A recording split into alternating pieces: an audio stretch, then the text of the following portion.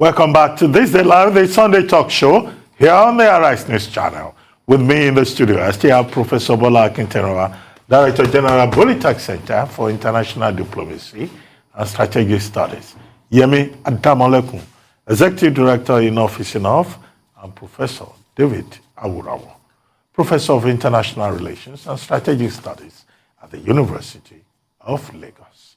Well, Yemi, let me start with you. You travel a lot, right? Up and down, up and down.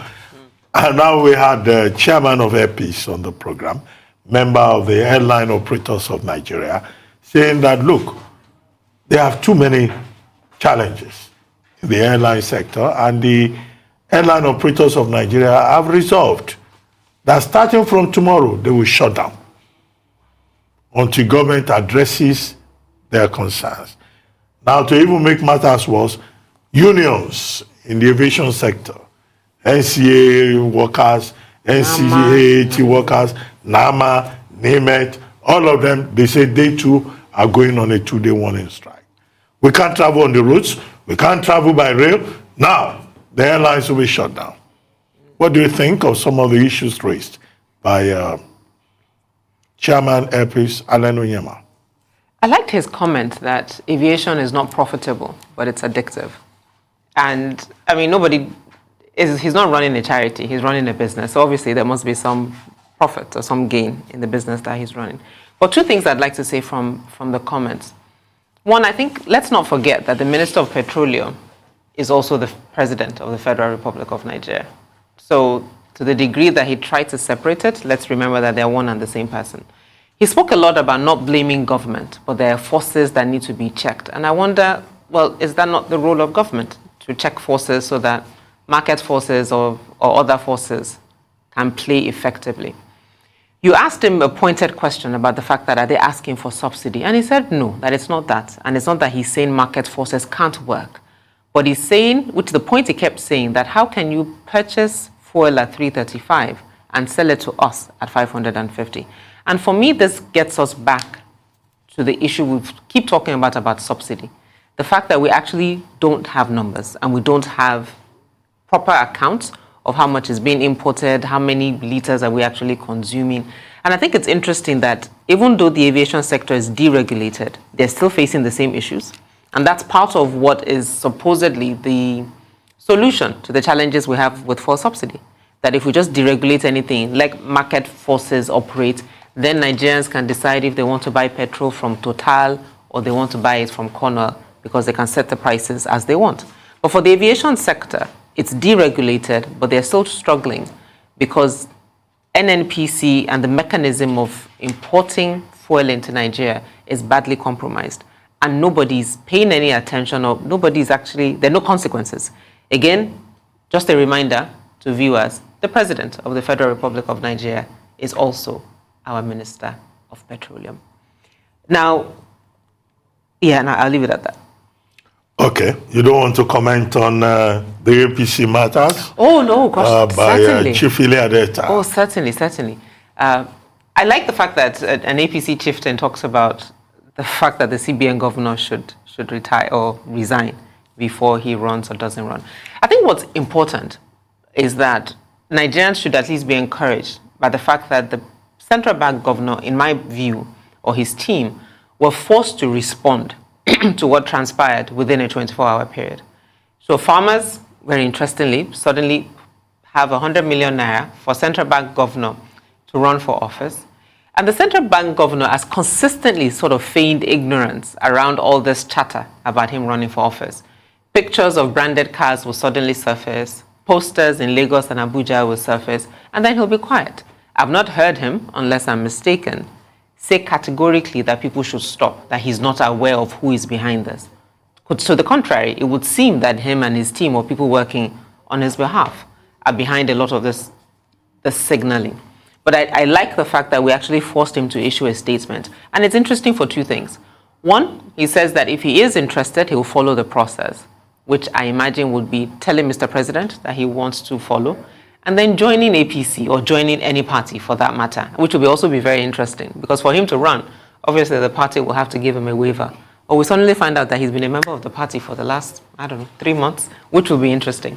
No, it won't be interesting. That will be tragic. It will be tragic. Because the CBN, the Central Bank of Nigeria, is supposed to be an independent body. I agree. In charge of monetary policy. I agree. And it will be a violation of Section 9 of the CBN Act that says you can't be CBN governor and be a closet politician. Well, it's interesting that a lot of suddenly interest groups are coming up and saying the CBN Act says no such thing, But even if the Act doesn't say it, does it even make sense for any Nigerian that a person in charge, as you said, of the economy, in a sense, in addition to the Minister of Finance, is actually paying partisan politics? That anybody can defend that tells you just how off-kilter we are. And then lastly, the number of people that are paying APC to participate in politics, or paying fees, 100 million this, 100 million that. I think I saw a statement by the EFCC yesterday that they were investigating, and I just want to end on that note, that I really do implore the EFCC to investigate these sums of money, because a lot of them are hiding under the fact that, oh, it's not our money. People are buying the forms on our behalf. But even still, the people buying the forms, what is their legitimate source of income? And I think EFCC really should investigate that. But I mean, the counterpoint to that is that if you convert $100 million, foreign exchange to dollars, it's not a lot of money. It's 240. It sounds like chicken change. No, it doesn't. Dr. Abati, let's be clear. 100 million naira at the official exchange rate, it's 240,000 US dollars for a piece of paper that you're applying for a job. Let's be clear. And there's no, in my opinion, there's no justification within this economy. I mean, the chairman of an airline sits here and saying they're looking for subsidy, but we're paying 240,000 US dollars just for a form to apply for a job. And nobody's talking about what you're planning to do. Instead, we're talking about zoning, we're talking about APC candidates, let's not fight, let everybody get along. ASUU is on strike. We're about to shut down our airspace. Nobody's talking about key issues, but we're paying ridiculous amounts of money to run for office. Okay, but don't bust the vein over $240,000. I'm not busting a vein at all. I'm just saying, actually, to be more, let's even dig your point a little bit as we close. The fact that $240,000 for public officials in Nigeria is now chicken change says all that we need to say. Yeah. Well, Professor Akinterowa, I know Prof will agree with you that $240,000 is a lot of money. For public officials, it is a lot of money. Certainly. Yeah. You did ask our first guest speaker the question of Ibom Air, probably Dana Air, opting out of the decision to go on warning strike. I want to simply say that unanimity is not a requirement for progress. Unanimity, all you need in this particular case is not that. You are fighting for goodness. You want Nigeria to make progress. You need not wait for the totality of all the stakeholders to agree with you. If you are able to muster a majority, fine. Even on the base of 50%, fine.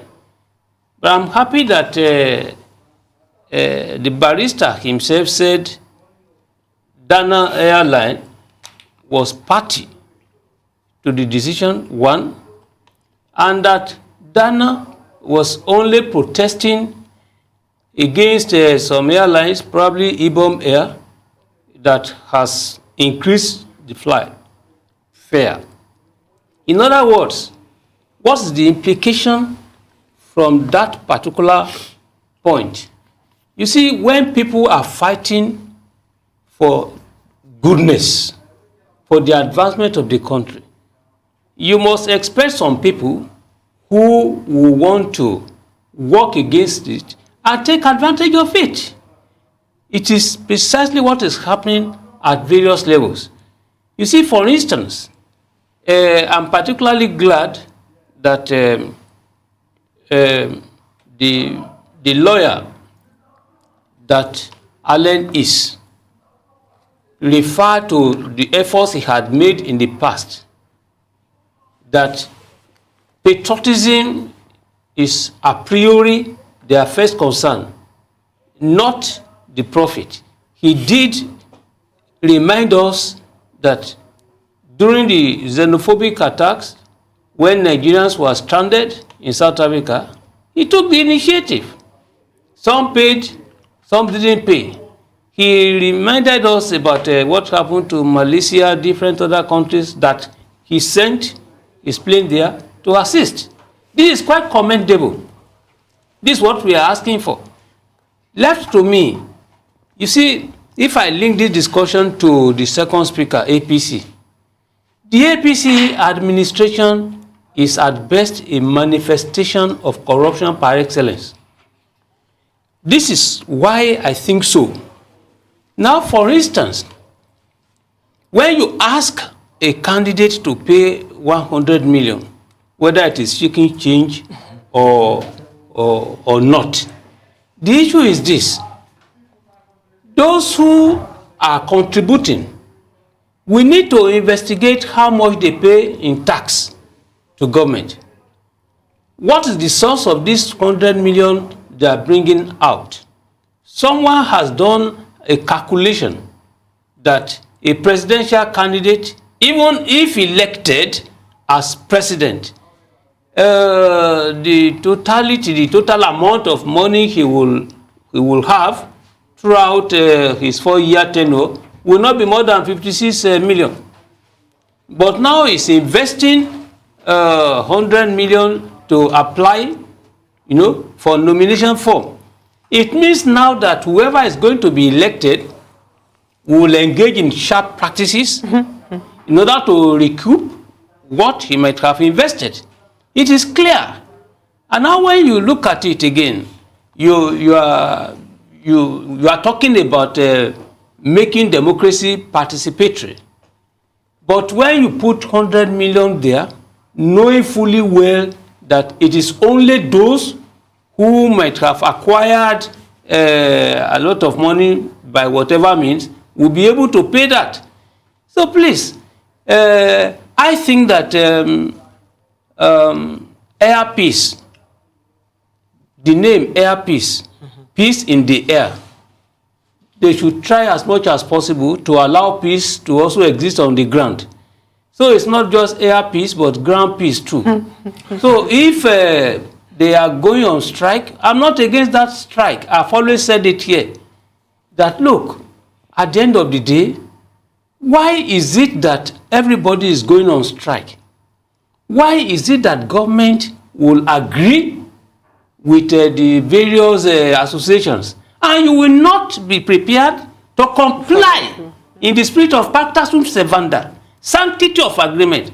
Why is it that it's only the government of Nigeria that will enter freely, voluntarily into an agreement, and you find it difficult to comply with it? Most unfortunate. Well, thank you, Prof. Well, let's go to the other professor, Professor Adewole. Professor Adewole, are you there? We have had two major conversations. First, with Allen Onyama, Chairman APC, and also Chief Iliad Eta, APC chieftain. Okay. I understand we lost connection with Professor David Adewole. But if you are there, please try to join us. As this next topic, I would like to start with you. The Nigerian government and the striking academic staff union of universities will, we are told, resume talks next week with a view to ending the prolonged closure of Nigerian public universities. The Minister of Labour and Employment, Chris Ngige, made this disclosure during a meeting between the government side and the striking National Association of Academic Technologists. Ngige noted that the multiple industrial disputes in the education sector could have been averted if the open door sector took advantage of his open door policy, like the health unions, which culminated in the peace currently being enjoyed in the health sector of Nigeria.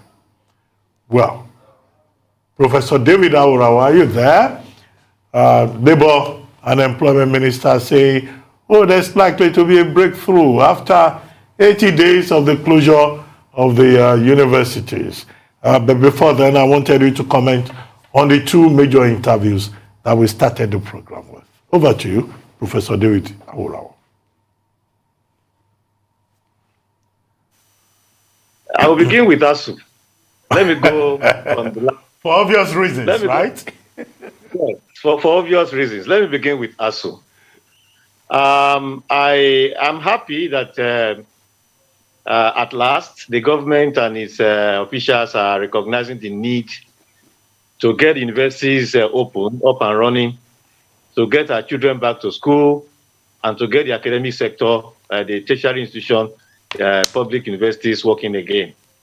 We hope that it will not be one of those empty promises, because you recall in the last strike in December 2020, the Minister of Labour, Chris Ngige, said that he will ensure that will be the last strike that ASUU will embark upon, because it will ensure that all the things agreed to will be fulfilled faithfully, and that will make it impossible for ASUU to have a pretext to declare strike moving forward. But of course, here we are, just a year after, another strike is on. And he has admitted that those things they agreed to were never implemented. He has even spoken to express his frustration with the Ministry of Education for their inaction to implement the things agreed to in the 2020 agreement. So if they have suddenly realized the need for the students to be in school, for the universities to be open,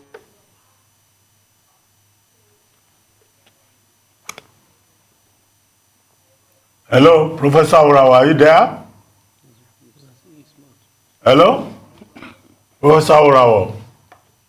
Okay, looks like we lost connection there. But okay, before we re-establish connection with him, maybe Prof, I come to you. You are also just as interested in ASUU matters as he is. You cannot be more correct. When Dr. Ngige is trying to tell the whole world that if the academic community had accepted his open door policy, that these problems wouldn't have existed. I think it is too simplistic to have said so. He gives the impression that an open door policy is a solution itself. No. Open door policy at best is an instrument meant to facilitate discussions on the issues. In other words, open door policy means, look, there shouldn't be any obstacle. Whenever there is misunderstanding, please feel free, come to my office, doors are widely open. That's the meaning. That does not in itself provide any solution.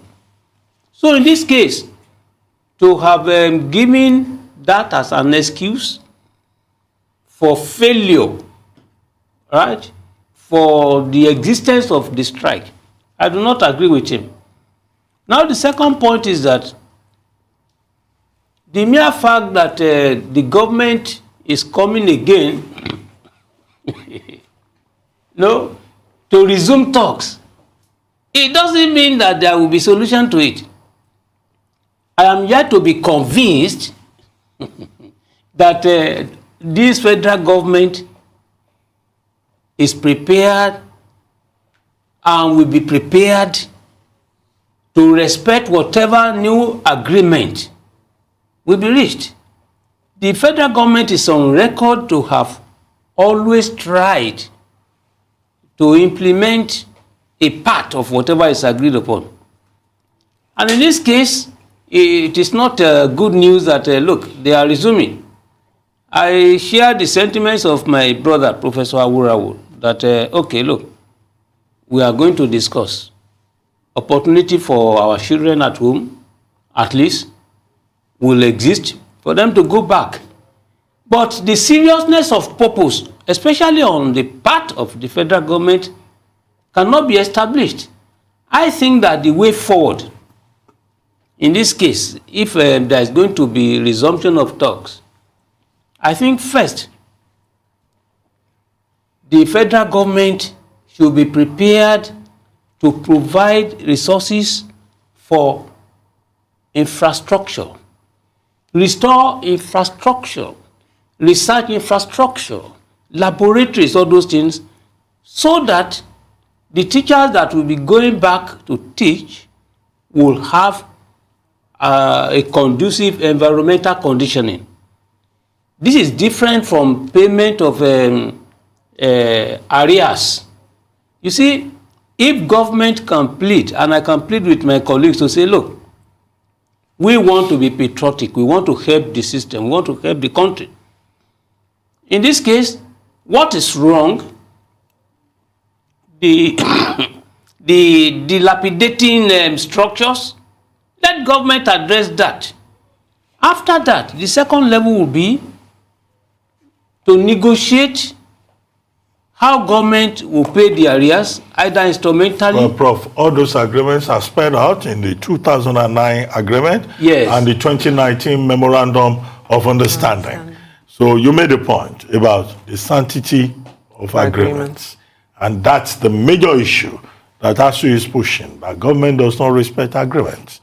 And government has brought up this buggy, this monkey business about payment platform. Yeah. IPs, as opposed to the alternative that is produced by ASUU. But let me, what even complicates it further is that other unions within the university system are also on strike, shutting down the university system in a country that needs to improve on its competitive index. Yep. For more than 80, 90 days. People are staying at home. And many parents have had, are complaining that these children, when they are at home, they even eat more.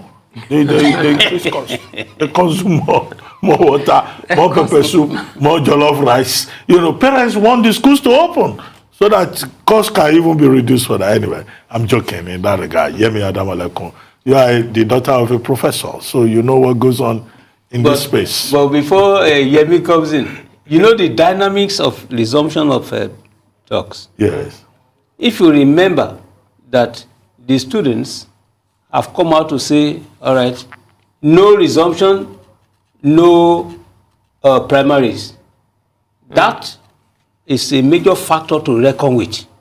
It is not just because the federal government is willing, but because politics is at the crescendo of whatever they are doing. I think that's why they are now trying to look at it. Yemi?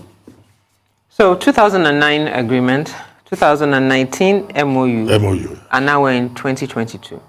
I think, again, I've said this on this platform several times, that ASUU is doing the same thing and expecting different results. Negotiating with a government that doesn't... So you're negotiating with a government that doesn't respect agreements. And you think that by going on strike and shutting down universities for students that are not their children, and a general ecosystem of productivity that they're not particularly concerned about is the way to get them to move. And this is now to Prof's point. I've not heard ASUU in the last decade plus make it an election issue in terms of, and so if students now want to stop primaries unless they pay attention, maybe that's a way to make it an election issue. But ASUU is not talking about it as an election issue. We have 25 old people who have paid $240,000 US for a form. I don't see anybody asking them that, okay, if you become president, what are you going to do about ASUU differently?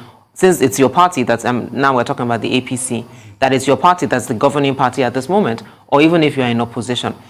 Number three, even with the government's inability to honor contracts or pay for universities, they continue to open new universities. I haven't heard ASUU make this an issue, that until you sort us out, stop opening universities across the country. It's one of the ASUU demands. No, let me tell you why it's a challenge. No, they will open it and ASUU members will go there and work. So, I mean, for me, you can say that, but then you say you're on strike. So even if it's your demand, then none of you should be available to go there to work. So look, if we're not serious, if the government is not taking you seriously, for the love of God, take yourself seriously. Okay, do we have Professor Adewole now? I would love to take its input on this subject. Professor Adewole, are you there? Yes, I'm here now. Okay, I hope you will stay now. I hope the connection will be fine. You were talking about ASUU. Yes. Yes, everything seems to be shutting down. They won't allow them. Yes. I was talking about being reasonable. I mean, granting concessions being important. We know where Nigeria is at the moment. Things are not as they used to be. So I talked about the government, doing what they are expected to do. It's coming late, but as we always say, better late than never. So much time has been lost already. Why did it take 10 weeks, 11 weeks before government realized suddenly that, there is the need to, discuss, resolve all the contradictions and let the schools be open. The ASUU leadership too needs to be reasonable, such that, when government goes some length, that should be accepted for the schools to open. UTAS is a problematic, aspect of the whole thing. The ASUU says that UTAS, the integrity test, it was up to 99%. The government agencies responsible and the Ministry of Communication says that is not the case. That has to be resolved very quickly. And if it's indeed the truth that UTAS has not got to the level where it can be, utilized, we can leave that while we are doing it. The government does not have to say that it must be IPPIS. IPPIS was foreign designed. UTAS is locally, designed by our colleagues. That should be encouraged. And when it gets to the level where we can use it, let it be used. I mean, it's indigenous. So that all these contradictions be resolved and the schools can be reopened as quickly as possible. We are concerned. It's an embarrassment to people like us. We are not holding on to everything must be met. It's an embarrassment that we went on strike for 10 months in 2020. In 2022, we're on strike now again. This is the third month. What kind of school are we running? So that's why people like us have the view that the meetings should hold very quickly so that issues can be resolved, so the schools can be, reopened again. To the other issues, let me comment quickly on the forms import and all that. It's a bit surprising that so many people, can afford the forms that, are selling for so high an amount. And I agree with everybody here that the most embarrassing is the CBN governor. From the moral point of view, from all ramifications, it is shocking, And let me just mention this hiding under, I didn't send them. If you didn't send them, come out vehemently to say you have not sent anybody. For all we know, people don't go and buy phone for somebody who's not interested. The CBN governor is certainly interested, which is why people are going to buy phone for him. And that is an embarrassment. Let's just hope and let's see how these things work. I don't know who advises them, Dr. Abati. I think people like the CBN government should come to people like you to take advice before they know what to do. I mean, he cannot win the councillorship of Ika South, where he comes from, of his ward. So why does he want to contest the presidency? No, Professor Adewole, please, Professor, we don't encourage hate speech on this program. That's hate speech. Anyway, that is by the way, but I'm just using this term to express my shock at the extent to which they have gone to try, in the pursuit of political relevance. And regarding zoning, let us see how these things are resolved. We have conducted some polls, and what the polls reveal is that if they don't microzone to the southeast, nobody from the southeast, not even Peter Obi, who is the star of that zone right now, cannot win election at the general level. And if it is not zoned to the south, if a prominent northerner comes out, it will win. We have polls upon polls, and they show the same pattern. So the politician needs to be, reasonable in the way these things are negotiated, such that everybody is carried along. And of course, competence should not be sacrificed on the altar of, zones and regions and all the rest. Religion and ethnicity. But quickly, your comment on the crisis in the aviation sector. In less than a minute, if you can manage that. Yes. The aviation sector has been struggling, and there's not, a Nigerian issue alone. It's a global thing. Elsewhere in the world, support has been given to airlines to be able to stay afloat. And now these airlines are struggling now. Government needs to do something very quickly. The same thing, we have not heard anything from government. And tomorrow now, if they shut down totally, that's when government will not start running a task skater. We have a Minister of Aviation. If the aviation sector has been struggling, they've given warning. Those who work in the aviation sector are threatening to go on strike. It's not when they have gone on strike that something should be done. I expect something to be happening now. I was hoping to hear, Ali Onyama say, the minister just called me. We have a meeting to resolve these issues. That is what governance is about. I don't know what kind of government we have that. It's only when things have ground to a halt, when things have turned topsy-turvy, before they now start, running hater-skater to do something. Well, I hope that something will be done very quickly, such that the airlines will not shut down tomorrow and grind, an aspect of the economy. Of course, we know how much air travel facilitates development and economic activities. So something will also be done along that line so that the issues can be resolved and people can fly.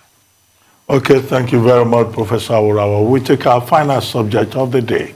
President Muhammadu Buhari has condoled with families of residents trapped in a collapsed three-story building, where about 8 persons have been confirmed dead and scores injured. The president has also saluted the courage of first responders, whose immediate action in the aftermath of the collapse led to the rescue of several persons. Meanwhile, emergency services say the injured have been rescued and have since been taken to hospitals. Ibrahim Faniloye of the National Emergency Management Agency said the building collapsed late on Sunday at the Ebute Metta area of Lagos, which has a population of more than 20 million people. As at the time of filing this report, Faniloye said rescue efforts are still ongoing at the scene of the incident. Well, another building collapse. Second one, within a space of 2 weeks. Third one, this year alone, in Lagos. Other buildings have collapsed elsewhere. So why are these buildings just dropping like that? And nobody ever gets prosecuted. The right noises are made, but you don't hear any follow-up action either on the state of the federal, or on the part of the federal government or the state government. What we get is a message of condolence. The government of Nigeria has become, what is the right word now? A condolence agency. Writing letters, issuing perpetually condoling with persons whose, relatives are kidnapped or killed or abducted or they get killed in a building collapse. Isn't enough is enough? In this regard. It very much is, but I like the way you framed it, because it seems that, Professor Adewole ended with the fact of this is the role of government, not to wait till things end up badly to step in, but that's what governance is. And again, this one also speaks to the same thing. So if we've turned governance into recognizing that there was an issue, you write a condolence register or a message, issue a statement, and it stops there. The point for me is not at this point, we're going into an election year, and really my charge to Nigerians this afternoon, rather than just analyzing how this is bad and how it's a symbol of poor governance, is for us to decide what it is that we want to do about it. Because we get these statements and these letters because they think to seem that that's enough, and they do it and we move on. We move on to then talking about non-material things. So we must determine as we prepare for elections that we must begin to engage those who put themselves forward, buying forms for $240,000 US, $125,000 US, $50,000 US, engaging them about what it is that they will do specifically on policy issues.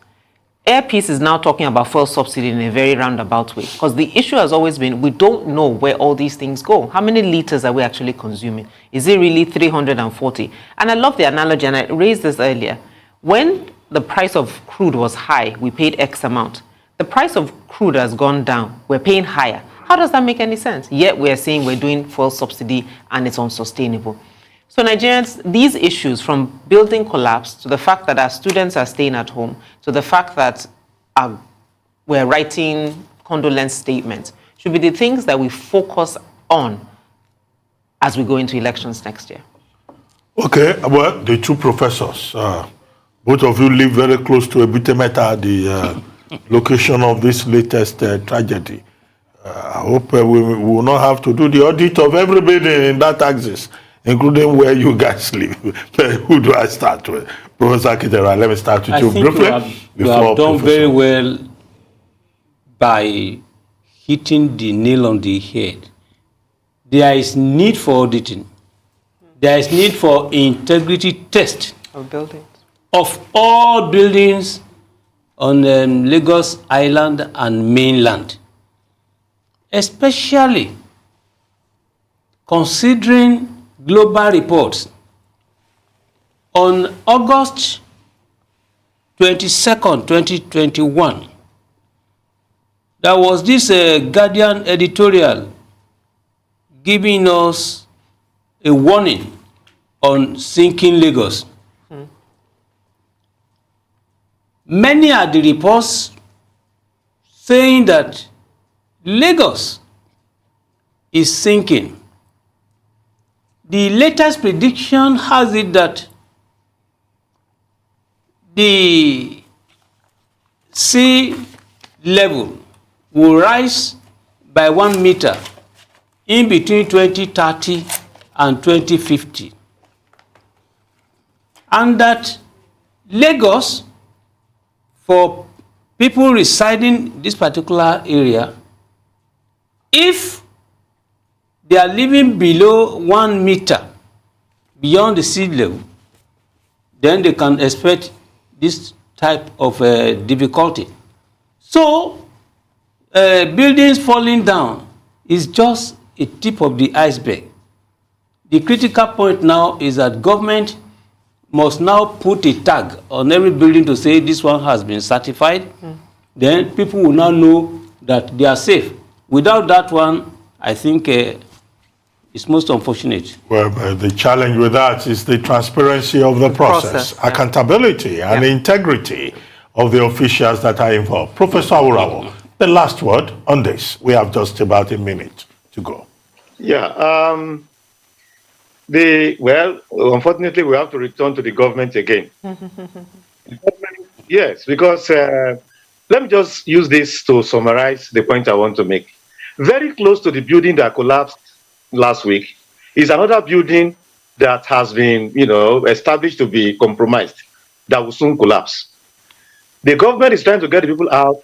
First, the government marked the place and went away. If this other one had not collapsed, nobody would have drawn attention to the next one to it.